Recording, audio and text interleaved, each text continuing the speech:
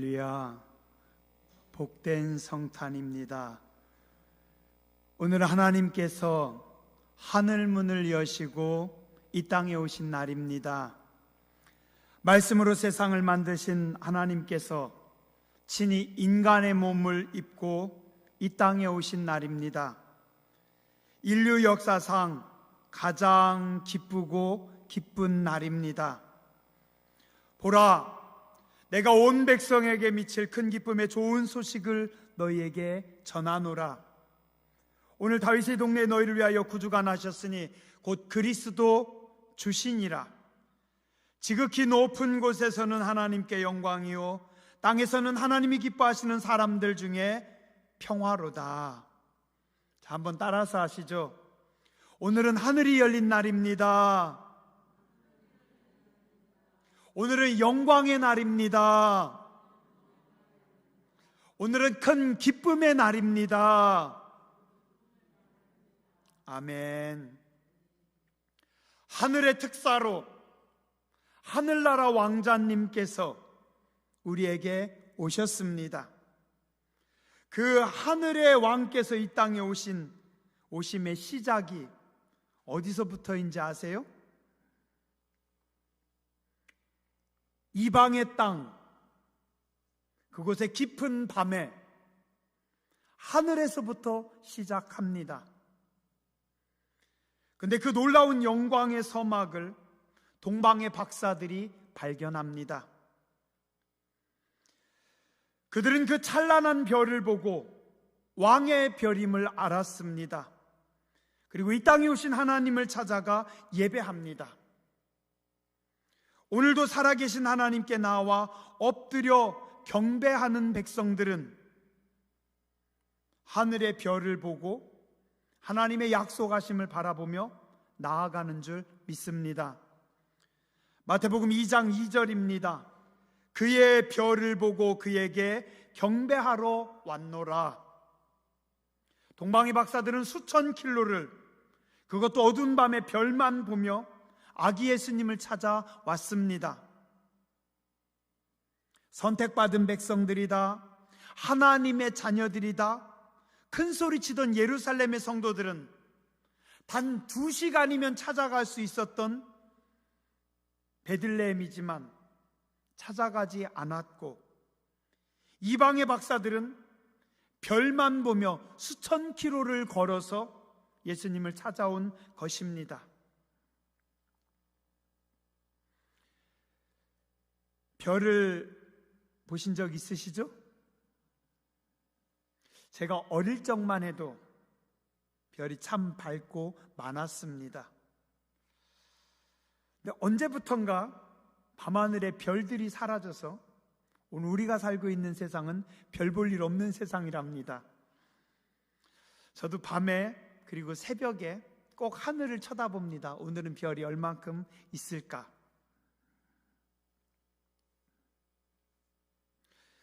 예전에 제가 학생 때는 별이 빛나는 밤에 별밤 한마디만 딱 들으면 가슴이 설레였습니다. 이 별이라는 게요, 참 신기합니다. 자세히 보지 않으면 아무것도 모릅니다. 근데 또 보면 볼수록 보는 만큼 보입니다. 모르는 사람에게는 아무것도 아닌 그냥 별이지만 보이는 사람에게는 엄청나게 크게 다가오고 인생을 흔들어 놓고 역사를 바꾸어 놓습니다. 하나님의 선택받은 백성이라고 자부했던 이스라엘 백성들은 땅에 매여 땅만 바라보며 살다 보니까 아무도 하늘에서 벌어지고 있는 그 엄청난 변화를 보지 못했습니다. 대제사장, 제사장들, 서기관들, 백성들 거의 다 시집가고 장가가고 세상 일에 분주해서 또한 기도하지 않다 보니까 하늘을 살피지 못했습니다. 예수님께서 이 땅에 오실 때 이스라엘에서는 이스라엘의 위로를 기다리던 늙은 시므온과 선지자 안나 정도만 알고 기다렸을 뿐 거의 모든 이스라엘 백성들은 영적인 깊은 잠에 빠져들었습니다. 오늘 우리도 별을 보고 나아가야 합니다. 시선이 곧 그의 인생입니다. 그가 무엇을 바라보느냐에 따라서 그의 인생이 결정됩니다. 땅만 바라보며 땅만 생각하고 살아가는 사람들은 땅의 사람이 되고, 시선을 하늘에 두고 깨어있고 별을 바라보는 사람들은 하늘의 삶을 살아갈 수 있습니다. 룻기서 1장 1절 이하에 보면 이런 말씀이 있습니다.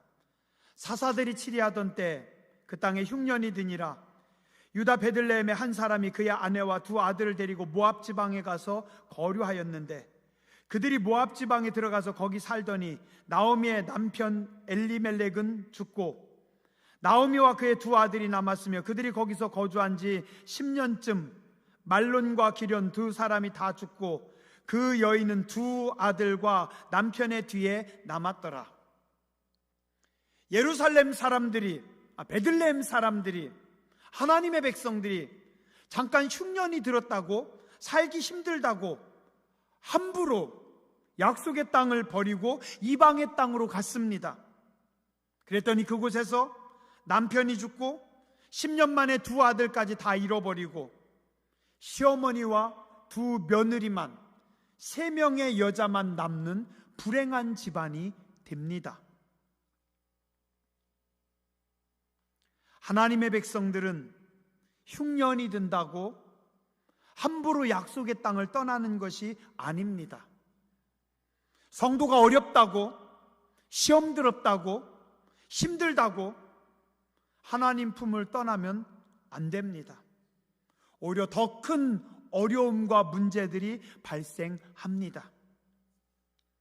그런가 하면 성경은 이와 정반대의 말씀도 하고 있습니다.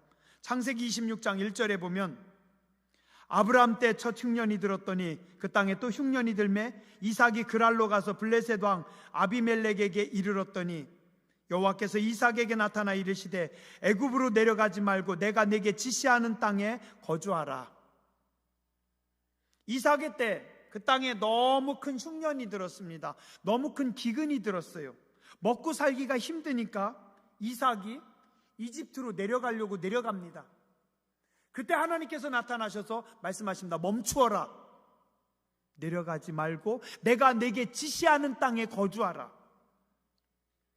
창세기 26장 12절, 이삭이 그 땅에서 농사하여 그의 100배나 얻었고 여호와께서 복을 주심으로 그 사람이 창대하고 왕성하여 마침내 거부가 되었다. 큰 흉년이 들어서, 큰 시험이 들어서, 큰 어려움이 들어서 약속의 땅을, 약속의 자리를 떠나서 풍요로, 세상으로 나아가려고 했는데 하나님께서 막아버리십니다. 그랬더니 이삭이 순종합니다. 그리고 힘들지만 약속의 땅, 은혜의 땅에 그냥 씁니다. 그랬더니 하나님께서 그에게 복을 주셔서 그것도 100배나 복을 부어 주십니다. 장대하게 하고 왕성하게 하고 거부가 되게 하고. 시선이 흐트러졌던 나오미는 다 잃었지만 시선이 흐트러지지 않았던 이삭은 100배의 복을 받게 됩니다. 흉년이 든다고, 사는 게 힘들다고 성도의 시선이 흐트러지면 안 됩니다. 골로새서 3장 2절에 말씀합니다. 위의 것을 생각하고 땅의 것을 생각하지 말라. 한번 따라서 하시죠. 위의 것을 생각하고 땅의 것을 생각하지 말라. 힘들다고, 어렵다고, 시험 들었다고 세상으로 나아가지 말지어다.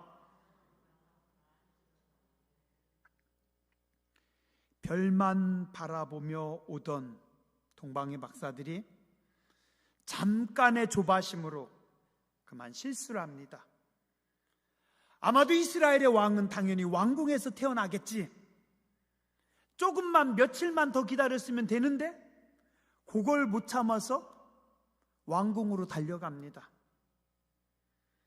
이 실수로 인해서 마태복음 2장 16절에 보면 예루살렘의 2살 이하의 아이들이 다 죽임을 당하고 예수님도 이집트로 피난 가십니다. 한순간의 조바심으로 흐트러짐으로 인해서 엄청난 피바람이 분 겁니다. 여러분들은 왜 매일 예배드리러 나오는지 아십니까? 십자가를 바라보는, 주님을 바라보는 여러분의 시선이 흐트러지지 않기 위해서입니다. 저는 여기 왜 서 있는지 여러분들 아십니까? 하나님과 성도님들 사이에서 하나님을 바라보고 성도님들을 살피라고, 또한 하늘에 계시 하나님께서 주시는 말씀을 전하라고.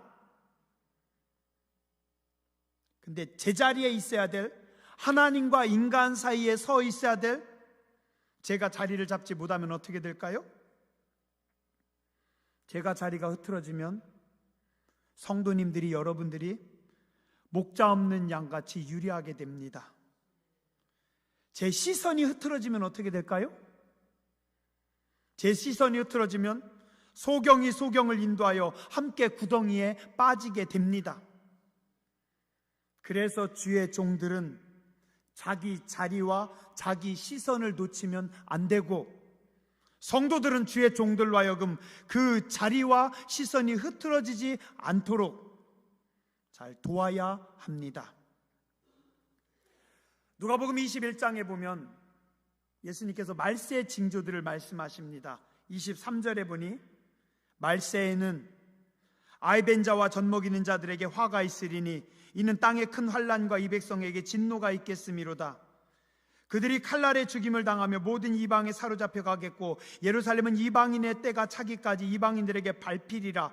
1월 성실에는 징조가 있겠고 땅에서는 민족들이 나라와 파도의 성난 소리로 인하여 혼란 중에서 곤고하리라. 사람들이 세상에 임할 일을 생각하고 무서워함으로 기절하리니 이는 하늘의 권능들이 흔들리겠음이라. 그때 사람들이 인자가 구름을 타고 능력과 큰 영광으로 오는 것을 보리라.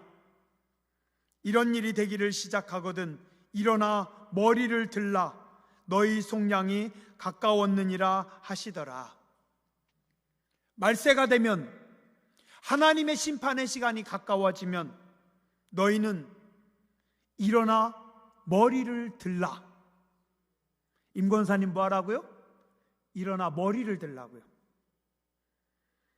고개를 들어 너희를 구원하신 하나님을 바라보라. 오늘 우리의 시선이 저 높은 곳을 향해 가 있어야 됩니다.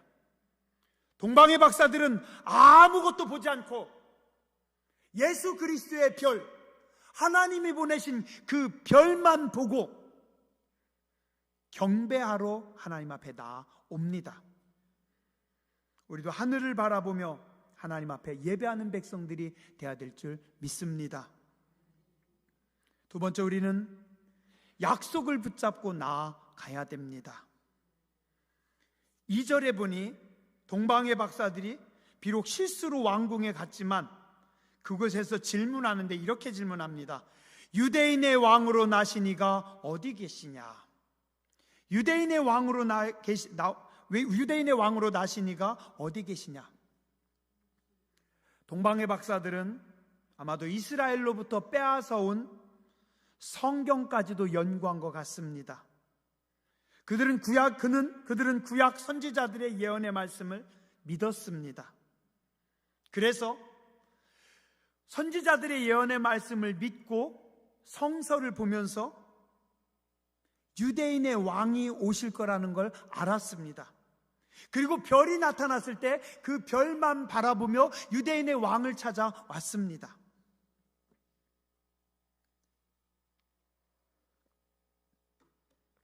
그런데요, 4절에 보니 왕이 대제사장과 서기관들에게 질문합니다. 그리스도가 어디서 나겠느냐? 이 질문을 보면 왕도 그리스도를, 메시아를 알았습니다. 헤롯 왕은 정확하게 그리스도를 알았어요.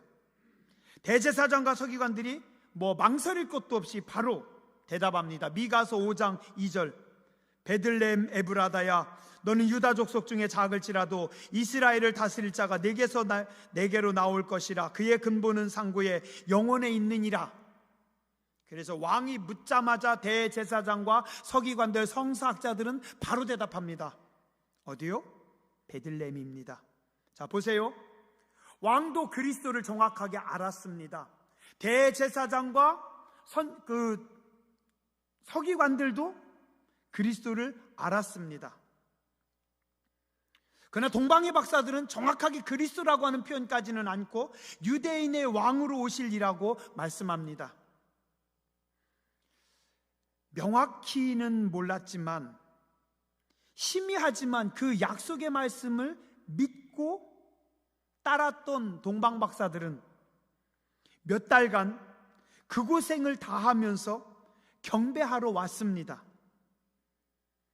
그런데 말씀을 많이 듣고 연구하고 말씀을 잘 알았던 이스라엘의 종교 지도자들과 백성들은 그 말씀을 믿지 않았다라는 겁니다. 하나님의 말씀은 지식이 아닙니다. 하나님의 말씀은 장신구가 아닙니다. 하나님의 말씀은 능력이고 생명입니다. 가장 위대한 하늘의 약속이기 때문에 이 성경은, 이 말씀은 반드시 그대로 이루어지고, 이 말씀은 우리에게 생명이고 축복입니다. 말씀을 믿음으로 받아들이는 사람들, 그대로 따라가는 사람들을 통해서 오늘 하나님은 영광 받으시는 줄 믿습니다.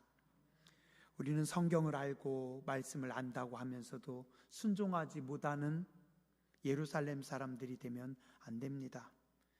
이방의 박사들처럼 그 약속의 말씀, 예언의 말씀을 믿는 자들이 되어야 할 것입니다.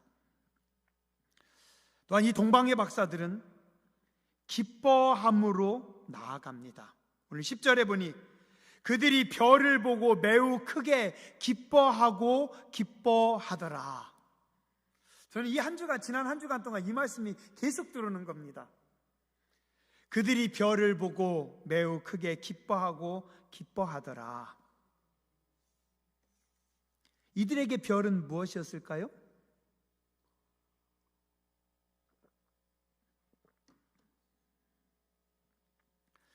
자, 한번 생각해 보죠. 동방 박사들이 누굽니까? 왕의 최측근에서 왕을 도왔던 한 나라의 현자들입니다. 우리를 따지면 정승급 인물입니다. 왕족들 다음으로 일반 백성들이 올라갈 수 있는 최고의 자리가 동방 박사들의 자리입니다. 그러면 이들은 매일같이 왕궁에서 왕을 만납니다. 왕의 사랑과 왕의 모든 복을 다 받아 누립니다. 그 나라 최고의 권위자들입니다. 이들은 거의 손과 발에 흙을 묻히지 않는 사람들입니다. 그런 그들이 별을 연구하다가 별을 보고 저건 왕의 별인데, 이스라엘의 예언을 알고 이스라엘의 왕이 태어나시는구나 하면서 별만 보고 쫓아갔습니다. 평생 고생 안 하던, 편하게 살던 그들이 자기 자리를 다 내려놓고 밤에 자기들이 직접 걸어서 그 별을 보면서 수천 킬로를 이동합니다. 얼마나 힘들었을까요? 그냥 편하게 쉽게 살 수 있었던 사람들이 그 별을 쳐다보고 별을 따라가는 동안 몇 달인지는 모르지만 온갖 고생을, 온갖 힘든 일을 다 겪습니다. 때로는 깊은 밤에 잘못해가지고 웅덩이에 빠지기도 할 것이고, 넘어져서 다칠 수도 있고, 잠 못 자고 그 힘든 고생을 다 합니다. 어쩌면 이들에게 나타난 이 별은 이들의 삶을 흔들어 놓은, 참 뭐라 해야 될까요? 무거운 십자가일 수도 있습니다. 그런데 이들은 다시 나타난 별을 보면서 그들이 별을 보고 매우 크게 기뻐하고 기뻐하더라. 저는 이게 성도라고 생각을 합니다. 우리가 주의 일을 갈 때, 우리가 하나님 바라보며 나아갈 때, 이 길이 때로는 십자가의 길이 될 수 있습니다. 이 길이 때로는 고난의 길이 될 수 있습니다. 그러나 내게 주신 십자가이기 때문에, 하나님께서 열어주신 은혜의 길이기 때문에 고생이 아니라, 힘듦이 아니라 기쁨입니다. 그들이 별을 보고 매우 크게 기뻐하고 기뻐하더라. 우리도 어떻게 해야 돼요? 우리도 예수님을 바라보고 매우 크게 기뻐하고 기뻐하더라. 오늘 많은 사람들이요, 주의 일 하면서, 많은 직분자들이 하나님이 주신 직분을 기쁨으로, 감사함으로 받아들이지 못할 때가 많이 있습니다. 왜 꼭 그런 일을 시키세요? 왜 나한테 회장을 시키세요? 왜 나밖에 없어요?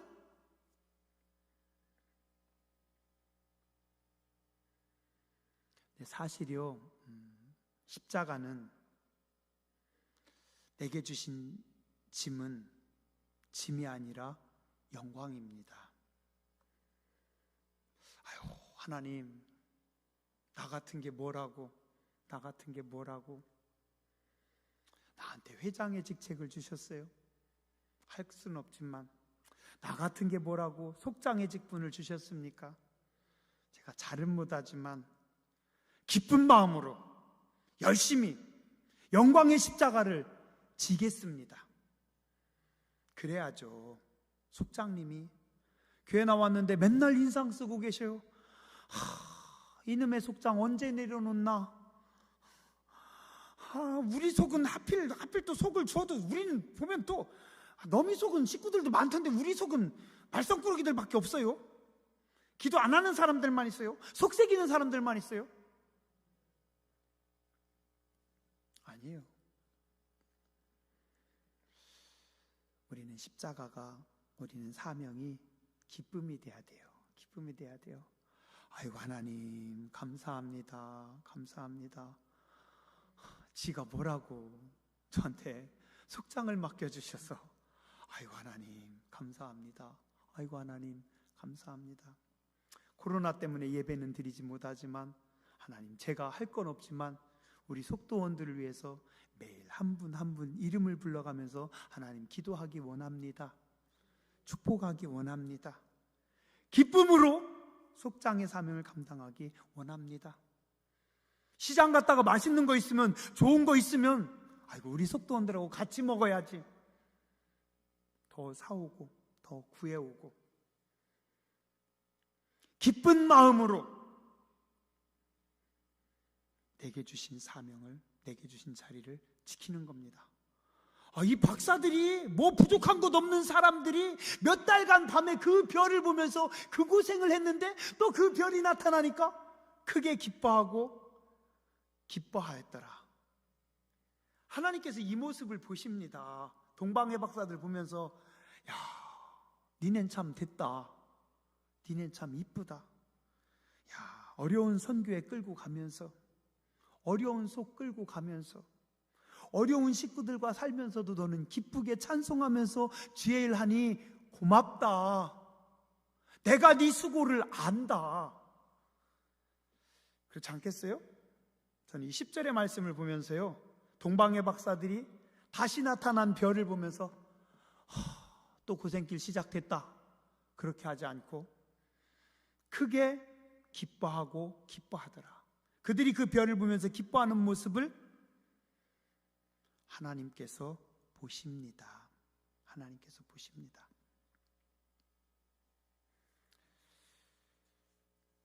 오늘날 많은 사람들이요, 신앙생활하면서 좀 쉽게 가려고 합니다. 사명자들이, 직분자들이 왜 이렇게 자꾸 막 쉬운 길만 찾으려고 하는지 모르겠어요. 쉽게 가고 편하게 하고 조금 하고 될 수 있으면 안 하고, 아니면 요즘은 사서 먹는 시대고 사서 하는 시대고.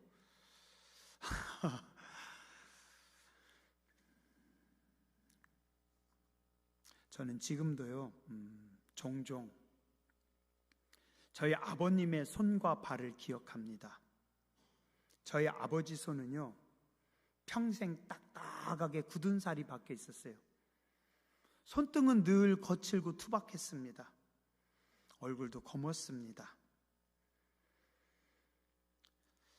근데 그 검고 투박한 가난한 농부의 손이 자녀들을 키웠고 오늘의 저를 만들어 주었습니다. 저는 새벽에 일어나면 맨 먼저 방의 온도를 살피고 보일러 먼저 킵니다. 저는 켜고 아내는 쫓아와서 끄고. 왜냐하면 어릴 적에 제가 자다 보면 새벽에 저희 아버지가 군불을 지펴주셨어요. 해가 뜨기도 전에 논둑의 풀들을 다 뱄습니다. 겨울이면 여름을 위해서 산액기 꼬고 멍석 만들고 삼태기 짜시고, 쉬지 않고 열심히 부지런히 수고하고 애썼던 그 부지런한 손길이, 투박하고 거칠었던 아버님의 거칠은 삶이, 그 성실하심이 오늘의 저를 만들어 주었습니다. 그렇죠? 저는 그런 생각을 합니다. 오늘도 주의 교회에서도 그런 투박한 손길들, 거친 손길들 필요하다고 생각을 합니다. 누군가 별을 보고 가야 되는데 아무도 별을 보지 않고 잠만 자는데, 동방박사들은 일어나 그 별을 보고 저 길이 사명의 길임을 직감적으로 알고 그 길로 갑니다. 최고의 현자들이 최고의 자리를 내려놓고 편안함과 대접받음의 자리를 놓고 별만 보고 갑니다. 힘들지만 기쁘게 갑니다. 오늘도 주의 교회 직분자들이, 사명자들이 이런 마음으로 서야 됩니다.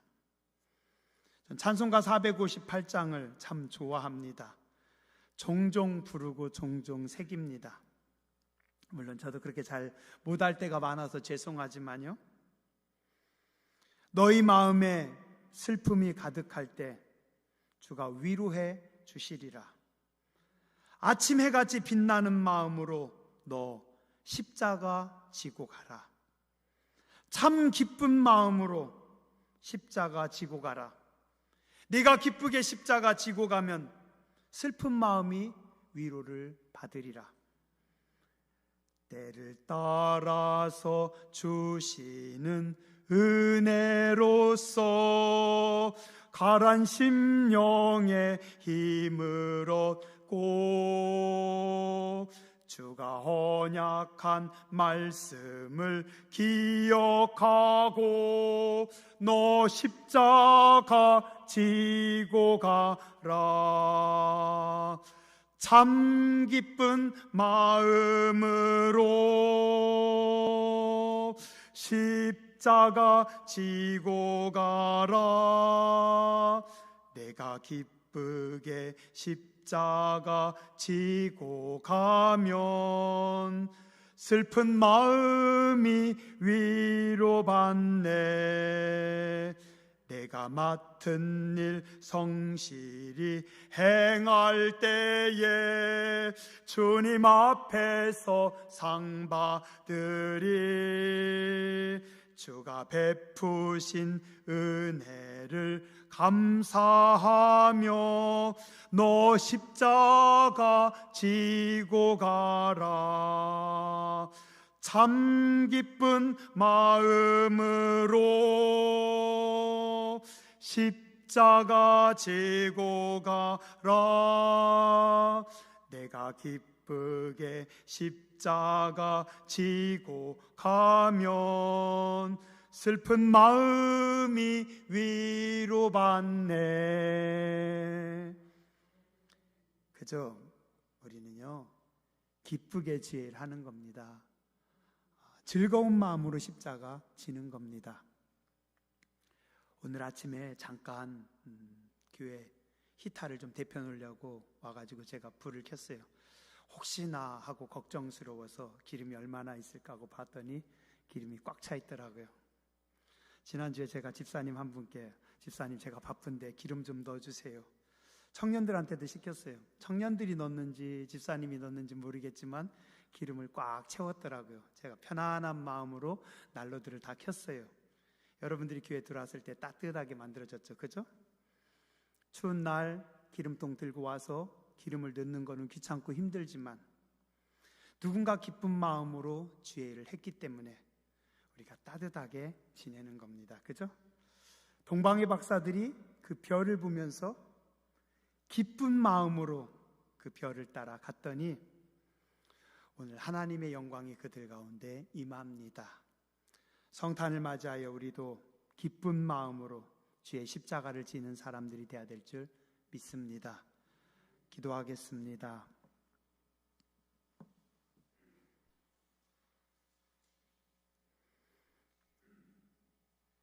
할렐루야. 거룩하신 하나님 감사합니다. 성탄의 아침을 허락해 주셔서 감사합니다. 오늘 우리의 시선도 하늘로 향하게 해주시고 저 높은 곳을 바라보며 나아가는 자들이 되게 하여 주시옵소서. 어떤 사람들은 말씀을 경히 여기고 말씀을 농담으로 여기고 말씀을 중요시 여기지 않지만 우리는 하나님의 말씀을 생명으로 알고 하나님의 말씀이 길이요 진리인 것을 알고 동방의 박사들처럼 말씀을 붙잡고 나아가기 원합니다. 우리가 가는 이 길이, 우리가 서는 자리가 고난의 자리고 넘어짐의 자리고 아픔의 자리고 무거운 짐이라 할지라도 기쁜 마음으로 즐거운 마음으로 십자가 지고 가기 원합니다.